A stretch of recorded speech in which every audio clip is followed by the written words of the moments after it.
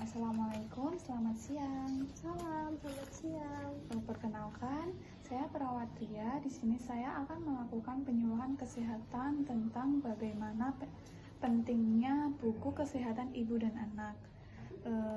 Sebelumnya, Ibu sudah pernah dengar buku kesehatan ibu dan anak itu apa? Pernah sih, tapi belum terlalu tahu gimana lebih jelasnya. Baik, di sini saya akan menjelaskan tentang pentingnya buku kesehatan ibu dan anak. Di sini ada pengertian buku kesehatan ibu dan anak.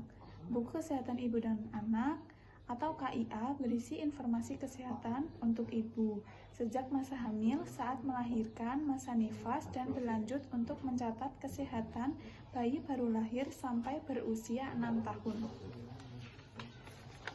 Nah, tujuan dari pengguna buku KIA yaitu buku KIA berisi informasi penting mengenai kesehatan ibu dan anak yang perlu dilakukan oleh ibu, suami, dan keluarganya secara singkat dan padat, termasuk mengenai kewaspadaan keluarga dan masyarakat akan kesakitan dan masalah kegawat daruratan pada ibu hamil, bayi baru lahir, dan balita, sehingga pada akhirnya buku KIA menyumbang penurunan angka kematian bayi.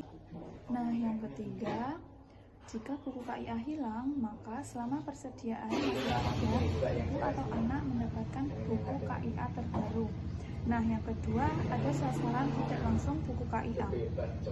Suami atau anggota keluarga lain, pengasuh, anak di panti atau lembaga kesejahteraan sosial anak. Yang kedua, kader. Yang ketiga, tenaga kesehatan yang berkaitan langsung memberikan pelayanan kesehatan ibu dan anak, antara lain dokter, bidan, perawat, petugas gizi, petugas imunisasi, petugas laboratorium.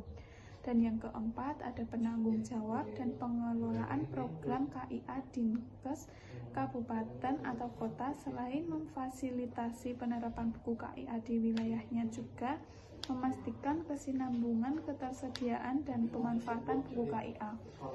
Nah, untuk penjelasan pentingnya buku kesehatan ibu dan anak sudah selesai. Ibu sudah paham apa pentingnya buku kesehatan ibu dan anak itu?